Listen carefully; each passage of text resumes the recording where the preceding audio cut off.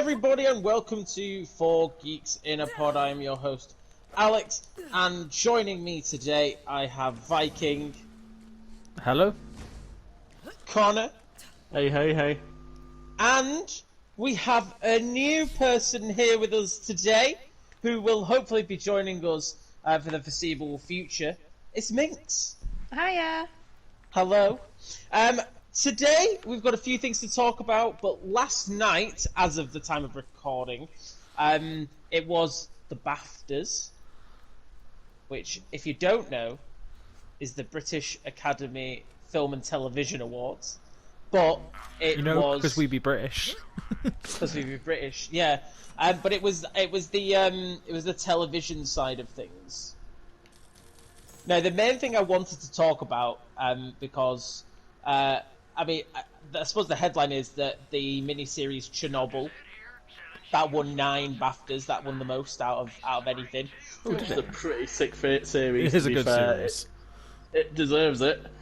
I watched the first episode, and I mean, it's not really spoilers because everyone knows what happens at Chernobyl.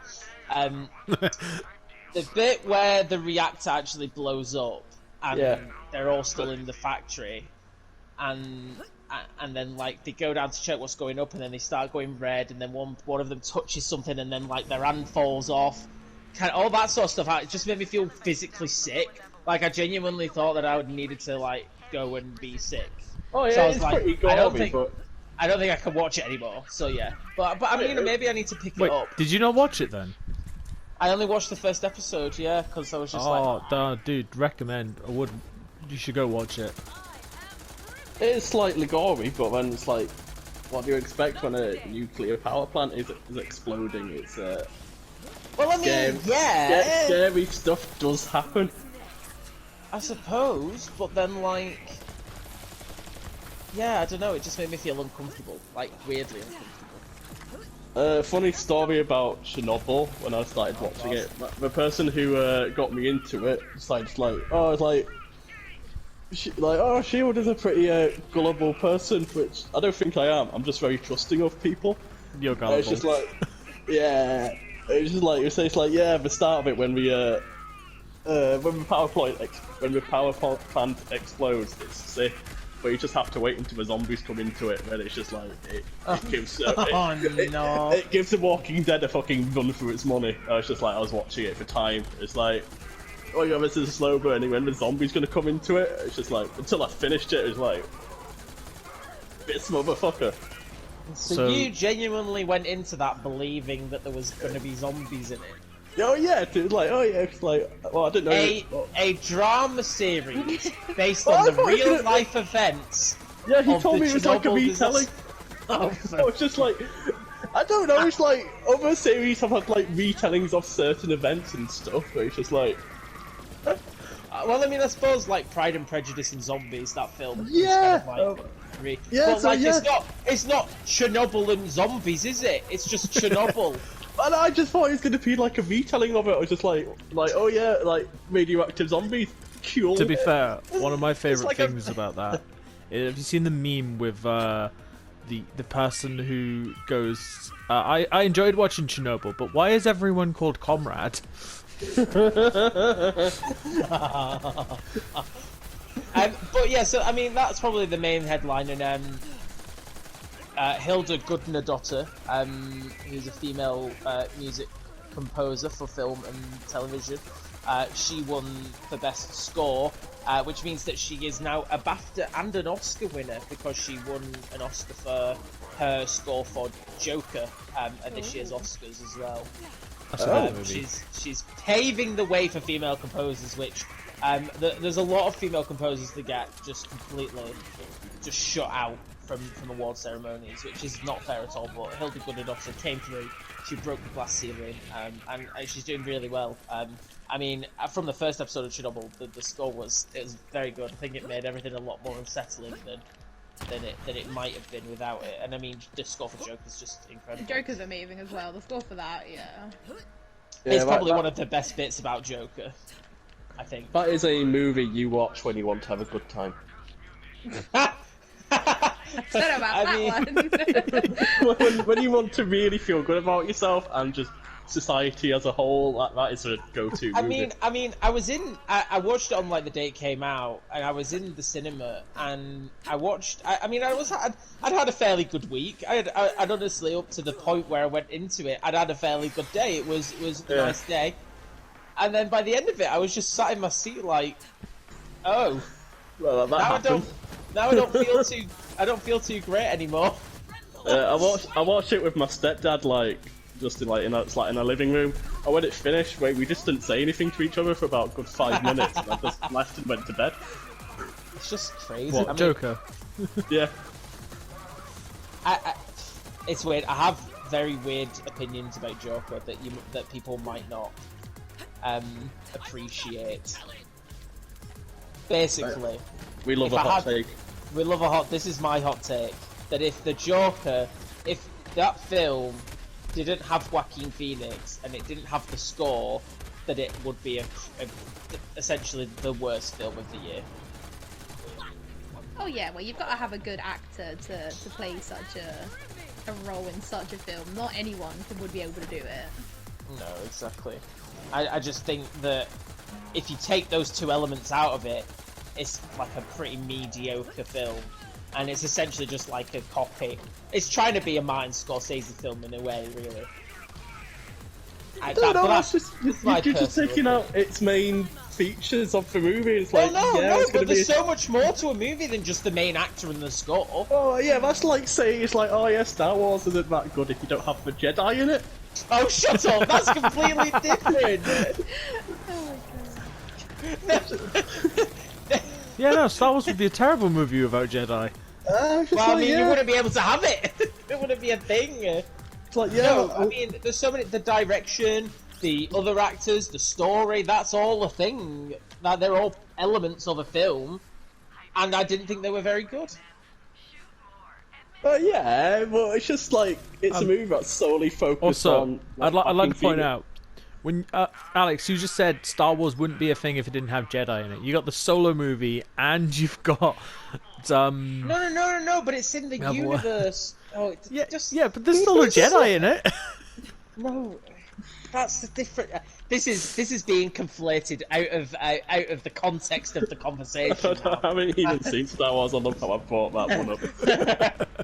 I can't be going on with this. Anyway, the main thing I wanted to talk about with the BAFTAs, we'll go back to the BAFTAs. Star Wars is the one on the that- starship, yeah. Yeah. Is it the one with Spock in it? Yeah. Yeah. Going There's where one no of man the has gone before? Yeah. Sound. Yes. Yeah, I know the one. I know. But I think this is the second year this award has been a thing, but it did only get introduced very recently. The BAFTAs are now sponsored, or the TV BAFTAs at least, are sponsored by Virgin Media, and they've like last year I think it was, they introduced their own award into it, which is the must-see moment. So I think it's 5 altogether. I think it was Okay. 1, 2, 3, 4. Oh no, 6. Sorry. So 6 must-see TV moments are picked from the previous year, and then the public votes on what their must-see moment of the year was, and then obviously that production wins the award. So Yeah. the nominees for the category I think last year, and this is spoilers if you haven't seen The Bodyguard, or if you care, I've seen The Bodyguard. It was a good movie. but there's a moment in The Bodyguard where something really big happens, like very big. Someone dies in an explosion who you really don't expect to, and that was voted as the must-see moment for last year. But this year, the 6 nominees were, there was a one from Love Island, something about a recoupling, which apparently is always very dramatic in Love Island. Can't stand that movie.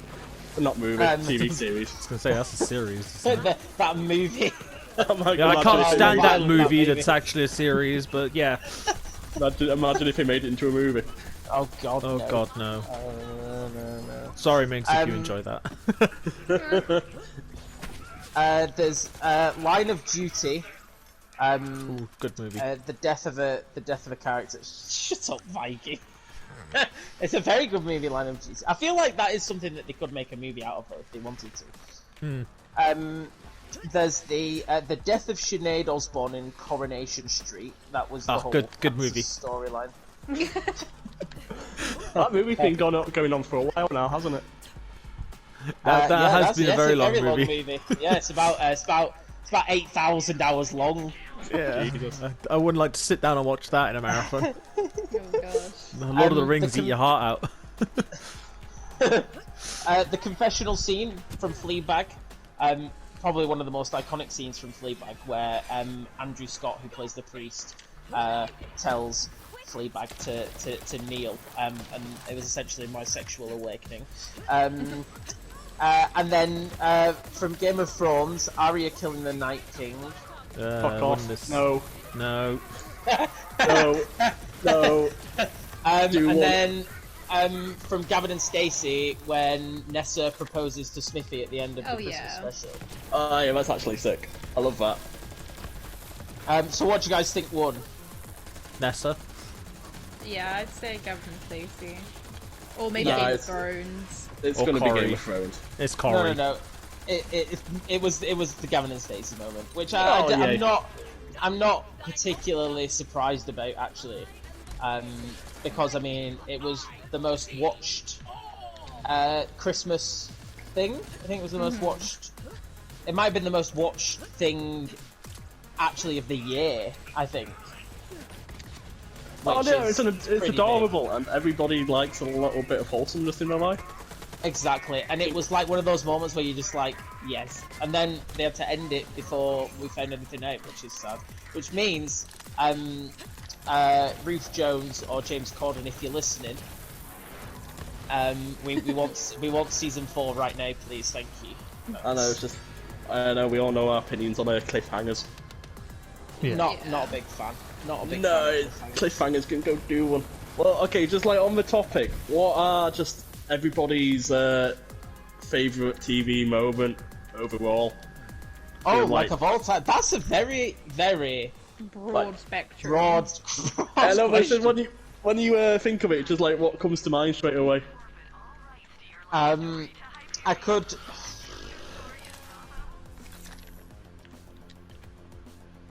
For Because me, I've got what? Yeah. the thing that comes to mind when you say best TV moment of all time, personally, I would say David Tennant's regeneration in Doctor Who. Oh, okay. It Into was David very, Tennant it's or very, away from no, David Tennant? away from David Tennant. Not Very that I emotional. enjoyed it.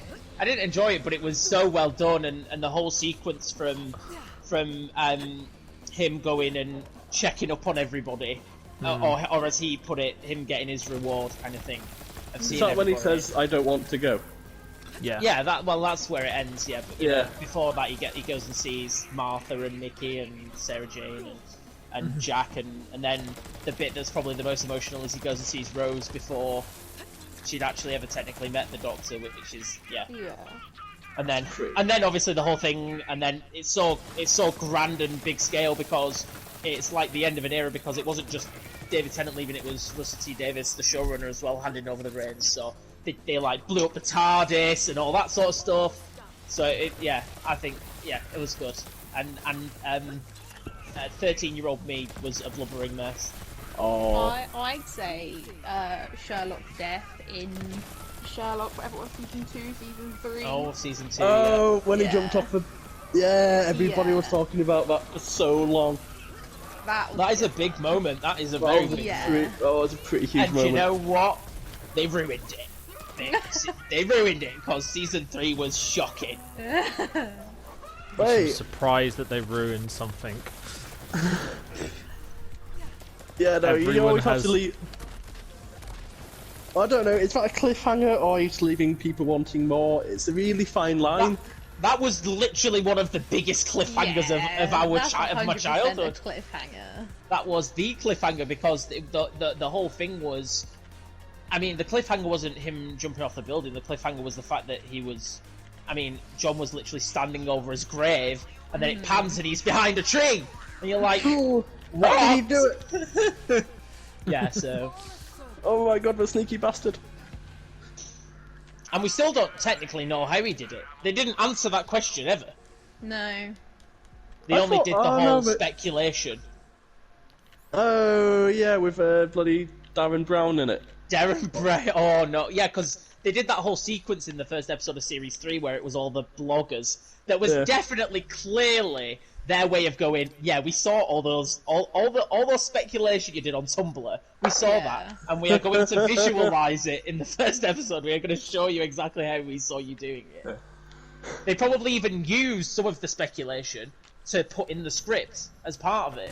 Probably. That would have been sick.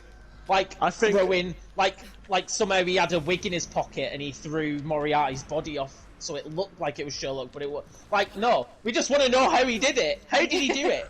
My theory is they didn't know how he did it, so they didn't want to answer it. That's the most likely one, to be fair. We don't know how he did this. We'll never answer how he did it. That's how you do that. Exactly. And that's my biggest pitfall with Sherlock, because the first 2 seasons were literal perfection. Like, it was so good. Benedict Cumberbatch and Mike Freeman, amazing. All the rest of them. The writing was great. The stories that they picked were brilliant. Andrew Scott as Moriarty. Everything. Wait. Did you just pronounce his name correctly? I know. I love a bit of a Benadryl kumquat. Oh yeah. Sorry, Benedict Cucumberbatch. Yeah, there we go. That's more like it. You never pronounced his name correctly. Yeah. Cabbage Patch. Yeah. But yeah, and then they just decided to go and shaft all the fans after waiting for 3 years or so. I'll always be angry. Who doesn't like a good bit of shafting? My favourite TV moment is a bit more niche, and I can't. It's either, you know, that one scene from, I think it's Come Dine With Me or Dinner Date, where the guy... I was thinking, Shield. I think I know what you're going to say. When that guy puts the egg whisk in his mouth. Oh, yeah. That's not what I thought you were going to say. No, I honestly thought you were going to go for the what a sad little life. Yeah, the guy when he has a hissy fit that he hasn't won. You ruined my night completely, so you could have the money.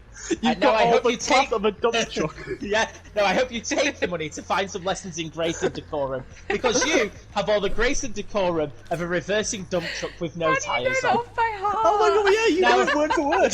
Yeah, oh yeah, it is. I can recite it off the top of my head, and then the woman says, and then one of the women says, I don't get it, and then he goes, "You wouldn't, love. There's nobody up there." No, I think another top one is when Gino's on This Morning, and if my grandmother had wheels, she would be a bicycle. Should have been a bike. That is a top class Gino moment. It does have quite a few, but that was very funny. I absolutely love that. I love This Morning. It's just the best TV. It is very good. It is like, it's very easy TV to watch, but it's still the best. I think one of my top moments from This Morning in recent years is when Alison Hammond was on the big floating Great Britain, and she jumped over from, there was a little gap between England and Ireland because it was on water, right? Yeah, she jumped over from England to Ireland, and as she did that, there was like 2 guys in sailor outfits, and she accidentally pushed one of them into the water. That shit is quality British TV. That it really is. Does anybody else feel like just like British TV is just sort of like an inside joke that just it no really other is. It is. It's 100% just inside jokes. It's actually crazy, really, how many things we could say where anyone from any other country would be like, "What the hell are you talking about?" What does this country like think entertainment is? Like, why do they love this shit? Yeah, I mean, we literally have a game show where you have to catch a ball. Do it? Yeah, which so one's like that? you answer the question.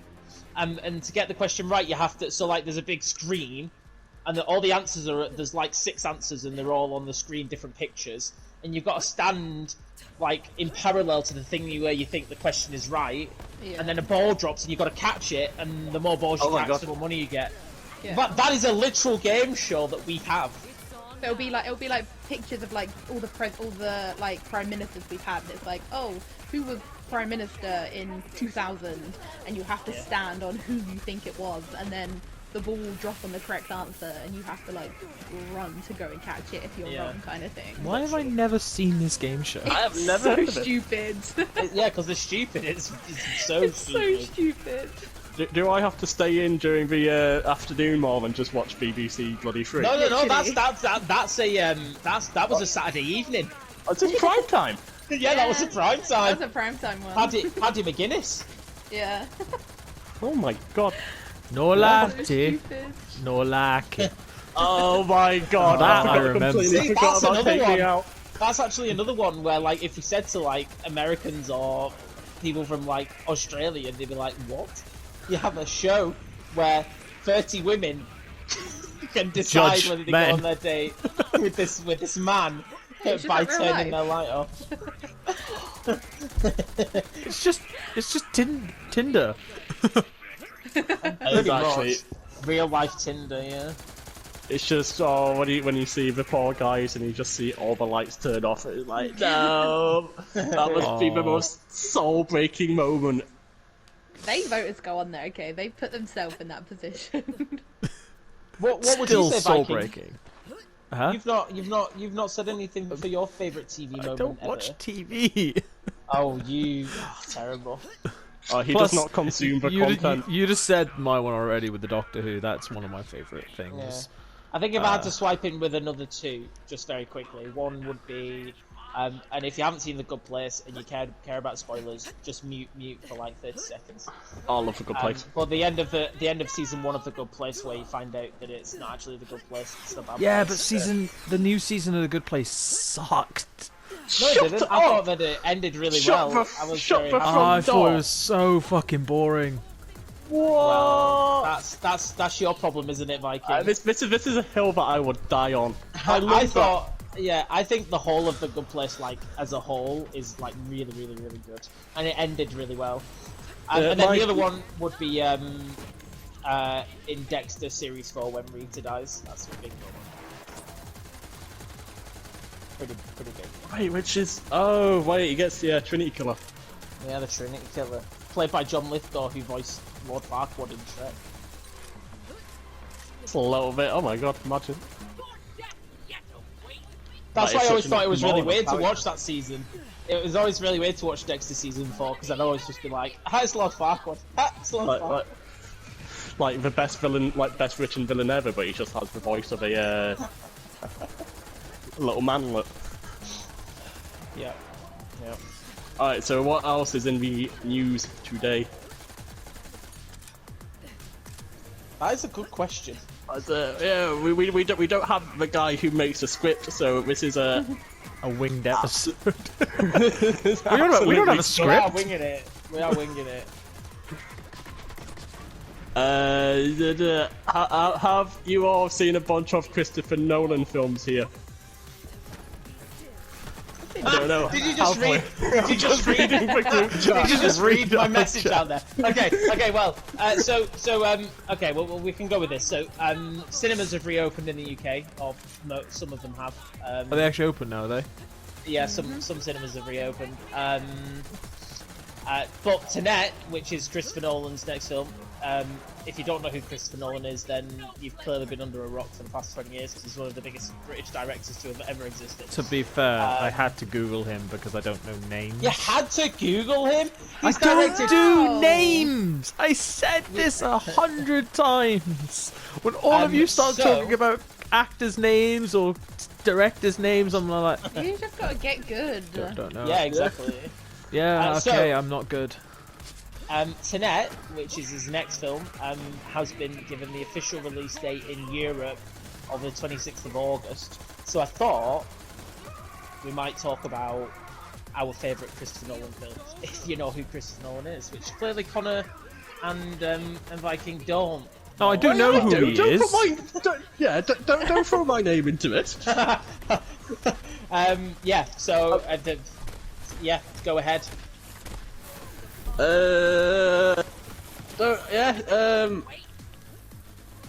Shit, what is the second Dark Knight film called? It's just the Dark Knight. That is what the second film's What's it called. called? Is that what it's called? I thought... It's called the Dark Knight trilogy, but the second film is called the Dark Knight. I don't know why I find that confusing as fuck. It is pretty. Considering that, like, you would have thought that they'd have called them all the Dark Knight, but no, it's Batman Begins, and then the Dark Knight, and then the Dark Knight Rises. Yeah. Right. Why could they have not just called it the Dark Knight, the Dark Knight something, the Dark Knight something? I don't know, because Well, whatever. I think one of the things for me about the Dark Knight trilogy is that the Joker had apparently had like a massive role in the Dark Knight Rises originally, but then obviously shit happens. Yeah, so that's something that we'll never be able to know what would have happened, but I think it would have been amazing. Imagine if we got another movie of Heath Ledger's Joker. Yeah, I feel like he would have played. I feel like he would have played that character in so many films if obviously he hadn't have died. But... Anyway, personally, my favourite Christopher Nolan film, and this Interstellar. I did only watch. What? There you go. Vikings said it. Yeah. Oh no. Such a good movie. Do you not like Interstellar, Minx? I can't say I do, no. Why? I'm just not a fan of, like, those types of movies. Those types of movie. Like What, NASA sci-fi? and space. I was like, yeah, You don't like doesn't space interest movies? Me. No. You don't like space movies? No, How? it doesn't interest me. But like, what do you have like a divide between like realistic space movies and non-realistic space movies, or just all space movies? It's just all space movies. They just bore So me. Star Wars and Star Trek. Not I've a fan. never watched Star Trek, and I don't really care for Star Oh, Wars too Star much. Trek is so good. Star Trek is so much better than It Star bores Wars. me. Just bores me. Well, hello everybody. Welcome to 3 Geeks in a Pod.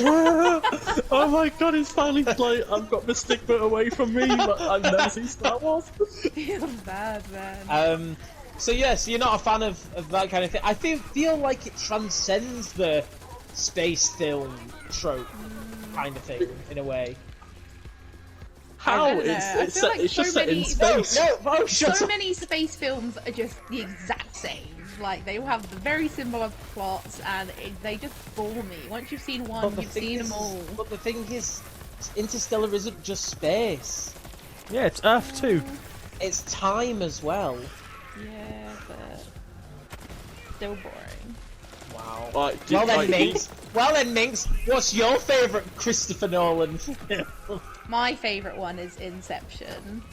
It is I actually that is a movie. always loved Inception. That is a good movie, Just I will admit. don't really care for films where people have dreams within dreams. Oh, so the one film that is very well known. That very wide genre, obviously, that exists. Oh yeah. that one Rick and Morty episode. No, but yeah, no, I think Inception's a very good shape. The first time I ever actually watched Inception, I don't know why, it was in RE in like year 8. The religious subtext of Inception, because there is one clearly. Yeah, Like, it's don't like know a why. 3-hour movie. I know. It's just very good. The first time I watched it when I was like 12 years old, I was like, oh, it's actually a really good film. Didn't understand anything what was going on. No. Until I watched it again when I was like 16, 17 years old, and I realised like, oh, this is actually like a really amazing and clever film. Yeah, it is probably one of the cleverest films that he has done, if that's a word, cleverest. And it has Leonardo DiCaprio in it, which is just a bonus. Yeah, Yeah, Leonardo. I do love that man. I don't I think the really cast like him generally that much. is. Wait, You know, like Leo DiCaprio. I don't mind him, but I'm not gonna get a massive raging boner over him. I wasn't a fan. I wasn't a fan of Wow. the Revenant, but apart from that, You I don't think do you that, mean Titanic, you weren't like a fan of The Revenant? 16-year-old? That's the I one he didn't won. finish it. That's the one he won the Oscar for, wasn't it? I know, and he should have Yeah. won it for Django. And it was He should shit. have No, should've won it. I think. Django was a good movie. I think he probably should have won the Oscar for Wolf of Wall Street, but that's. I mean, Oh, there's yeah, a whole, Wolf of like, Wall there's a whole, Street. like, Yeah. conspiracy that people don't win the Oscars until they're like 35. There's like all these weird Certain criteria age. that they have Well, to meet, kind yeah. of a thing. Steve, that's the thing, because like Saoirse Ronan, who is what 20. It's quite similar age to me, actually, like 22 mid-20s, or something. yeah. Yeah. 20s. She's been nominated for 4 Oscars. Jesus Christ. And she's never won one, even though all of 4 of those performances are all like incredible. Yeah. It's But crazy. yeah, it's like Leonardo DiCaprio. Like, how many of his films are so critically acclaimed and well loved? Yeah, literally. And he didn't win an Oscar until The Revenant, like 20 years into his career. And it wasn't Yeah. even a good film. It's Yeah, almost like it's kind of like Brad Pitt certainly as not well. his best film. That's I think I need to give it another try. I watched it about. I halfway through. honestly really enjoyed The Revenant, bit more. and you've got to admire the dedication to actually get inside a real dead horse. You know what I mean? I don't think I reached that bit. What? Wait, what? What do these actors do to themselves? It's just like Oh yeah. Wait, did you not get? Do you want me to explain what happens? I'm assuming he has to do it for like warmth or something. Well, yeah, he falls off a cliff with the horse, and like because he's been mauled by this bear. Yeah, I watched that he's bit. like not, yeah, and it's like getting to be nighttime, and it's obviously like really cold. So he cuts the horse open and just jumps in, does a Luke. He just has a wee hop into a horse and then We hop everything's inside fine. a horse's stomach. But he actually takes all his clothes off as well, I think.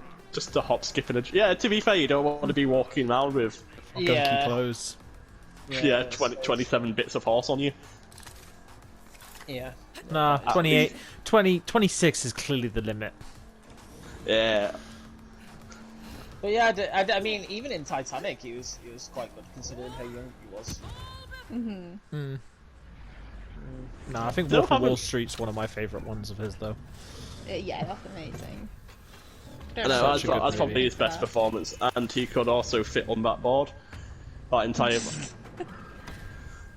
that entire movie just lost me at the end, where just... Because he couldn't fit on the bit of plank. Yeah, it's just Rosie's just being like... Alright, okay, here we go. Let's We talk all about know it. he was getting a blowjob from a mermaid. That is why he didn't want to get on the plank. Right, okay, right, listen, so, everyone always talks about this. Oh my god, the broken door was big enough for both of them. Right, well, Yeah, let's talk it was, about bro. this. Let's talk about this. It was big enough for both of them in terms of Size. the width, right, and the size of it. Yeah. But Not the the weight buoyancy. of both of them probably wouldn't have held them both up. Leonardo That's- DiCaprio has muscles, like, he ain't no skinny bitch, like... Exactly, He would yeah. have weighed that down. Exactly. So it's the difference between one of them surviving or none of them surviving. Let's just bat that down right now. I am a somewhat educated person. Somewhat. Yeah, you still think that they both could have been on that piece of plank and not both sunk into the freezing cold water? Okay, I sure. have an A-level in biology. Biology? That's got nothing to do with biology, it's physics! I say that he could. You say that he could, so that he must have been able to then, obviously. Oh, Shield says he could. I have an A-level in biology, which means that I know everything about quantum physics that there is to know. I'm such a big... What? This has nothing to do with quantum physics. But it's like, No, yeah, it's like. no, but what I'm saying is you were saying you have an A-level in biology, which means that you are the be-all and end-all in knowledge of buoyancy on a fucking... Yeah, Schrodinger had a cat, and Leonardo DiCaprio could fit on the board. No, I mean, I would definitely go with the side that it wouldn't have been buoyant enough. No way. Anywho, What do you think, by the way, before we Yeah. go to Black Hole, what do you guys think of Dunkirk? Because that's obviously his most recent one before I like that Tenet, movie. so... I had no idea that was by Christopher Nolan, not gonna lie. I haven't actually watched it yet. I enjoy a good war movie, to be fair. Yeah, I think considering it was like, you know, everybody's seen so many war movies, and I think it was just like the way he did it as well. And obviously continued his obsession of having Tom Hardy in some sort of mask. I was literally about to say that. Does he just not like his face, or? I don't think it's that. I just think Christopher Nolan seems to be on that level of he knows that Tom Hardy can really act with his eyes. No, I do get that. He does have that piercing glare that goes straight through you. Exactly. I don't, unless it's some sort of kinky thing that we'll never find out about. But there you go. Who knows? I don't imagine. I do love a bit of Tom Hardy. But I'm really excited for tonight.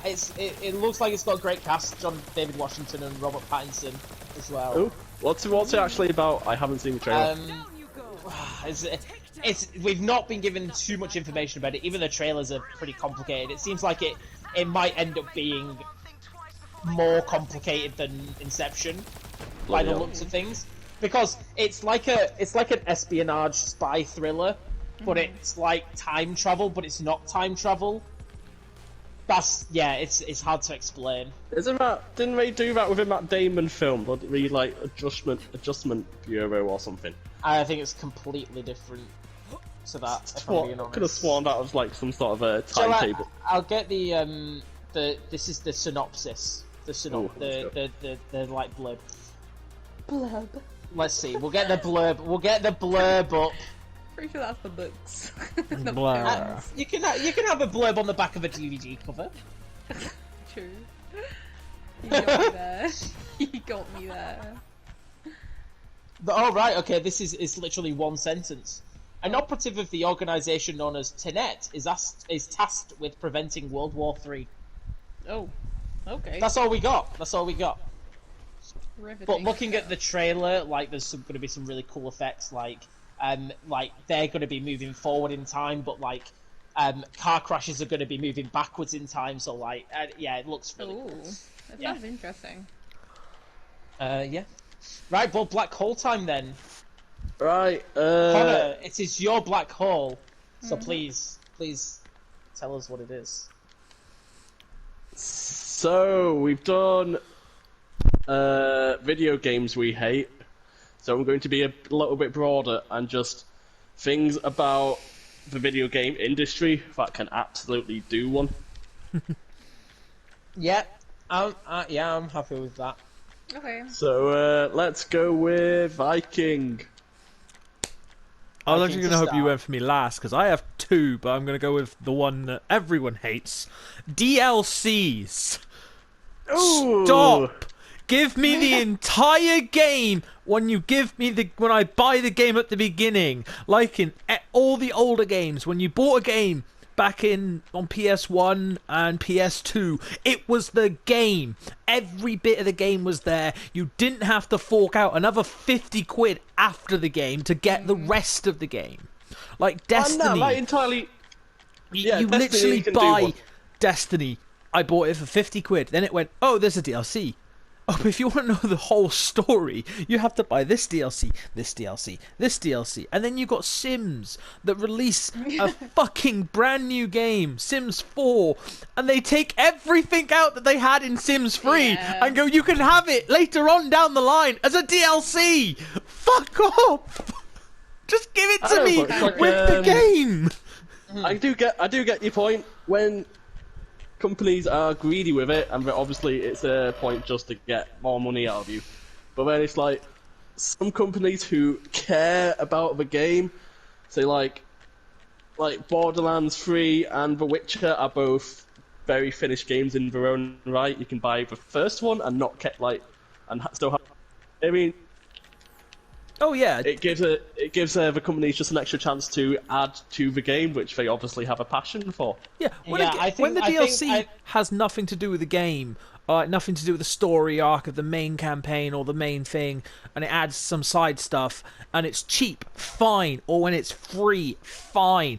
But when it literally is the entire story, or literally one of the main mechanics in the game, don't make me pay 30 quid for it when I've just spent £80 on buying your game.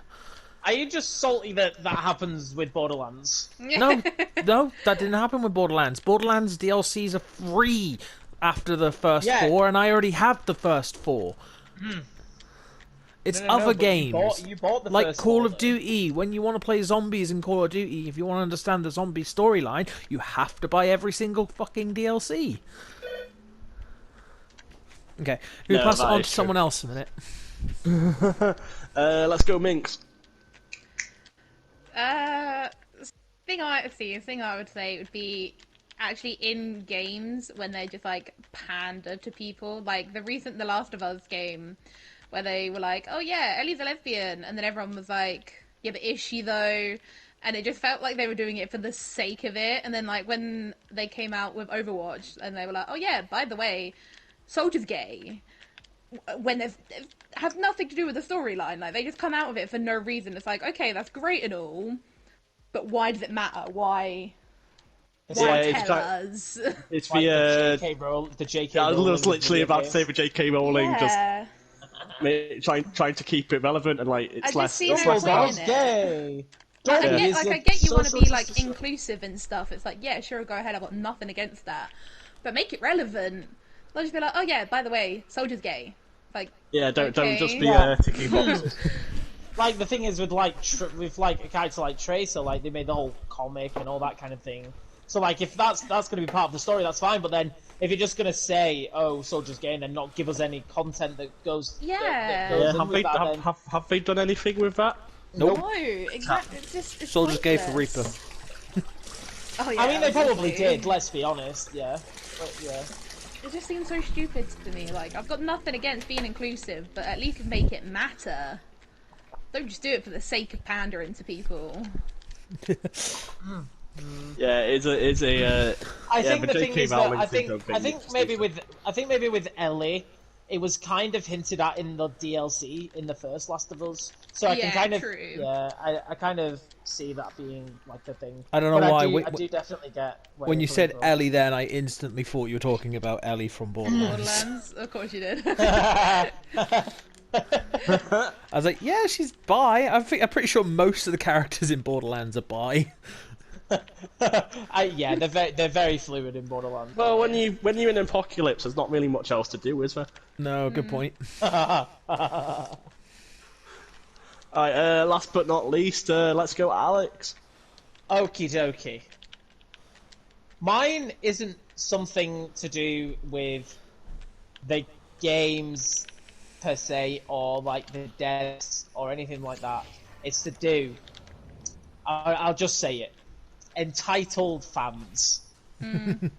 Right, What are they? Entitled fans. right, yeah. These people who constantly complain about things not being exactly how they want it to be. yeah.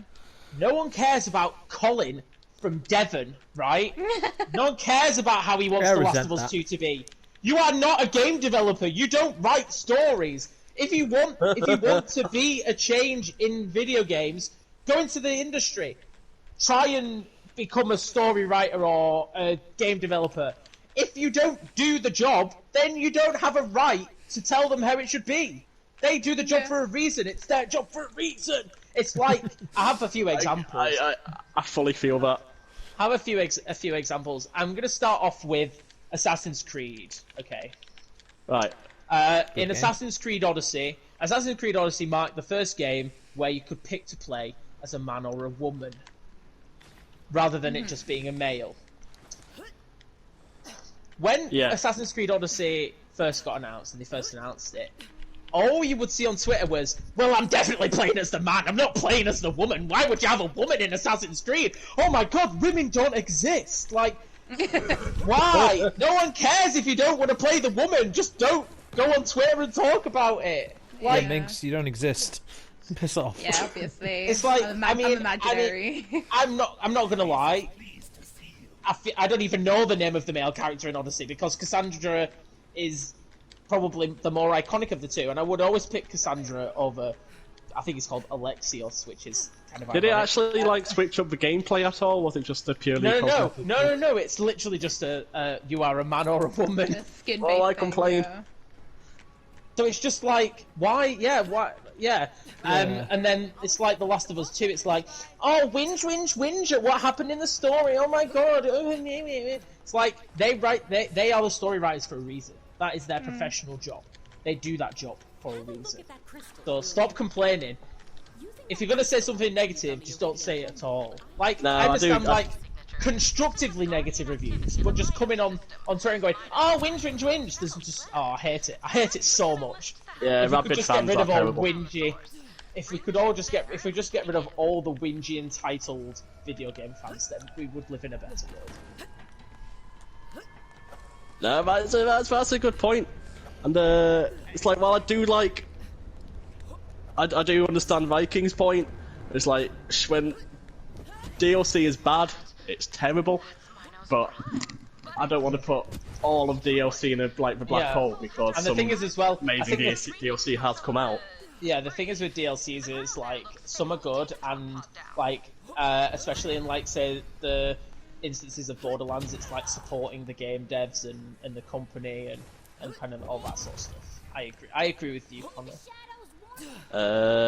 It's a choice. Like, I do get the like just ticking boxes and stuff. It does cheapen like the entire cause. Yeah. And the need for more just like variety and involvement of the different people in the world, because people are very varied in the world. But I do hate rabid fans. Rabid fans are the reason why I don't like the Sonic franchise or anything like that, because they just fully whine. And what the people's reaction to the Pokemon MOBA thing, just because it wasn't the Diamond and Pearl remake everybody's been busting a nut for. I'm actually looking forward to that MOBA, to be fair. I know, I'm gonna try it. It's just people complaining about it because it's not what they thought was coming out. Yeah, Shin.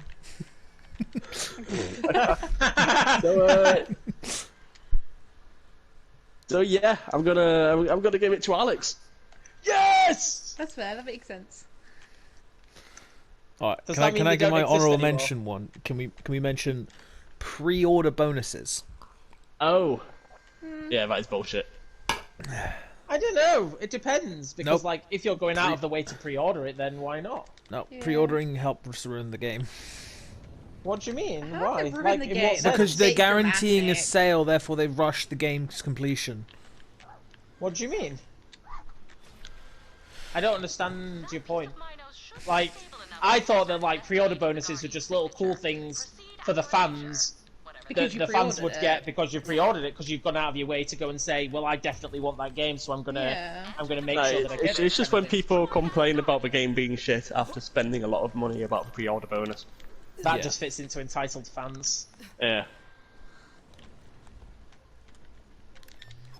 So Yeah. anyway, I promised that I would be cleaning the bathroom God. about half an hour ago. Not gonna lie. Oh wow. Okay. Well, what a way to end the podcast. Thank you very much for listening, guys. Connor is now going to go and clean his bathroom. Love it. I've got that absolutely baller lifestyle. Baller lifestyle. But yes, thank you very much for listening. Thank you to my co-hosts. I've been Alex. They have been Connor, Viking, and Minx. We'll I'd like see you to next time. introduce our new co-host, at least Minx. She will be joining us a couple of times when one of us is at not least a available. Yeah, at least a couple. I mean, Yeah. At What do you least mean? five. I'm a one trick. I'm here for one and I'm dipping. Well, we knew you were a one trick, but Wow, okay. Alright. goodbye. Bye. I don't know.